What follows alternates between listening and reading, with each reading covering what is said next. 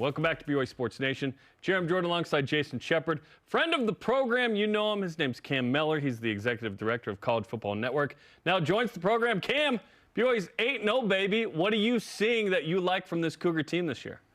8-0, baby, and I think the video just before talks about it. What we're seeing nationally, but also what you see with a little bit of renewed enthusiasm to watch them on a little bit closer perspective than the rest of the 133 teams across the nation. It's all three facets. It's when the defense doesn't maybe have the greatest day or the greatest quarter, the offense has picked it up, and then the same thing goes the other way around. And I think all three facets has made this team not just an 8-0 surprise team. It's a team that probably should go 12-0.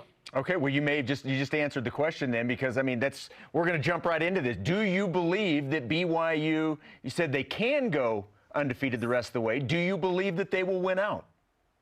I believe they will. I believe that they should. And if you look at the numbers, and again, I think I said it on social media, I'm not one for a victory lap, but I don't understand the Vegas line that had UCF as a multiple point favorite. When we had BYU as a 13-point favorite on the road in the bounce house, as hard as it is to play down in Orlando, it is home for me. Orlando is. And the BYU team is leaps and bounds a full two-possession team better than UCF is, and that's where I think all of our lines right now and all of our advanced metrics are looking.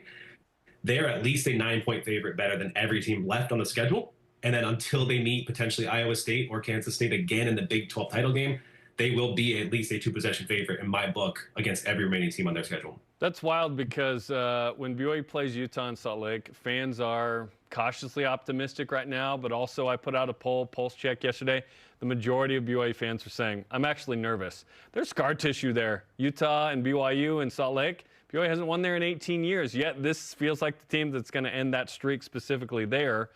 Yet you have BYU by more than 9, so early thoughts on BYU-Utah coming up on November 9th. Yeah, there are some times when you have to put advanced analytics and the numbers aside and say this game means a little bit different, and there's no way to quantify the feeling of walking into Rice Eccles. But also look at it historically this season as well. I'm not saying that Utah's on the same level as Florida State, but Miami welcomed Florida State, and that was circled this year as a potentially big ACC game. That rivalry means so much more. Florida State could hang their hat if they had one victory this year other than the Cal game. If they beat Miami, it would be a successful season at this point. And it didn't matter. Miami walked over them. They coasted. I'm not saying BYU is a Miami team that coasts going into Rice Eccles, but I think the talent level and what we're seeing is a similar situation where BYU is the better team overall, the better team at essentially every single position. And so, yes, it's probably not a 9-point game when the final whistle blows, but BYU is the better team and they should come away victorious. It's interesting, too, Cam, because when you look at this team, largely, certainly from a personnel standpoint, it's the same team that ended last year on a 5-game losing streak, but yet they've turned it around. The changes have come at a couple of different coaching positions, position coaches, I mean. So in your opinion, what has been the biggest difference? Where has BYU improved the most heading into this year? I look at it in two facets, and I think you're getting incredibly much better defensive front seven. The secondary has their moments, and I don't think the secondary's played up to, I think, what we'd say is its standards this season for BYU. But that defensive front seven, and obviously you lead with Isaiah Glasker and Jack Kelly being the driving forces. But then you have Tyler playing the best football of his life. But then I look at it, the biggest thing to me is that what sets BYU's offense up and what they want to do offensively to me is run the ball. And what's happening this year, if you look at the difference in this year to last year, they're averaging over 2 yards per carry before they're being contacted by the defense. So credit to the running backs, but credit to that offensive line for actually paving the way, giving them the angles to see, allowing their vision to take over. But that number was stark to me. It was not anywhere close to 2 yards before contact last season, and that's where we are now as the bare minimum. A healthy L.J. Martin the last 2 weeks has yielded his first 2 100-yard games. BYU's run for 250-plus. Look, if BYU continues to run the ball like that, they're going to be just fine. Of the different sources nationally that have win-out percentages in the regular season for BYU, College Football Network, where you are the executive director, has the highest win-out percentage by far for BYU, 49%. ESPN FPI is 8.7. Kelly Ford, 21%. Team rankings, 25%. Why is it that BYU's win-out percentage is so high from College Football Network? Yeah, I can give you the exact science behind it, the math behind it, but I'd probably be talking here too long. So I'll keep the short version of it. We're high on BYU right now, but that's because of what we just talked about. But also, they've proven us correct and to be right. It's a simple math equation when you get to it, and no, there is no bias or partiality that I'm giving to BYU, to the Cougs. It is just solely based on all of our metrics that are unbiased and that are stable metrics from a week-to-week basis. And I think that's what is giving BYU the benefit of the doubt. There's not a whole lot of luck involved in their victories. There's some maybe a couple of chances, but it's not luck. It's stable from week to week. And I think that's where we look at our win-out metrics and our win-out numbers and why they're so high for BYU, is that they should be good because they've been good in those stable metrics from week to week.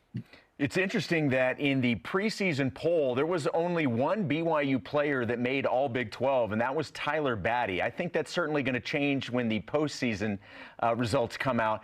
Do you believe that BYU has a Player of the Year candidate on its roster? I believe so. I believe we gave Mr. Jack Kelly all of his props and not even enough, in my opinion, with how well he's been playing. I think he is the Defensive Player of the Year, if not the Player of the Year in the Big 12 at this rate.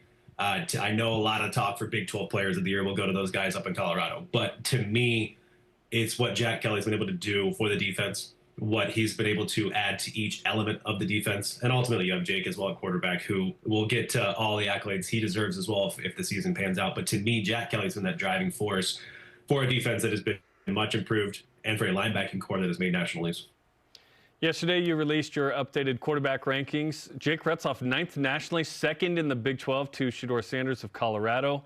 You have Jake very high. He's not had a ton of love from a lot of people, yet he's leading this thing after 0-4 last year, now 8-0. Why do you have Jake so high? It's what Jake does on a down-by-down basis. There's a short memory for a quarterback that's necessary. There's all the requisite arm talent that he has, and then there's the fine motor skills for a quarterback, which include the footwork and his shoulder placement and how he moves around in the pocket and creates his abilities. But to me, the biggest thing here, and I don't know if we're going to talk about him as a potential next-level quarterback yet. We'll get to that in the future here, if that is his desired path. But to me, it's what we call NFL throws, and it's those throws to outbreaking receivers 10 or more yards down the field. He's on time. He's on schedule. He makes progressive reads, and I think it's not necessarily – there's probably two-prong effect for why he's not maybe nationally known. People are still a little bit wary of the Zach Wilson treatment to rush him, to get him so high, only to have that happen. And then ultimately it's just not as maybe the most attractive offensive game plan he's running. He's running it seamlessly at most times, but it's not putting up these 60, 70, 80-yard plays that ESPN wants to make as highlights. To me, it's he's playing the best overall football, save for Shedeur Sanders, for what he's been able to do at Colorado in the Big 12.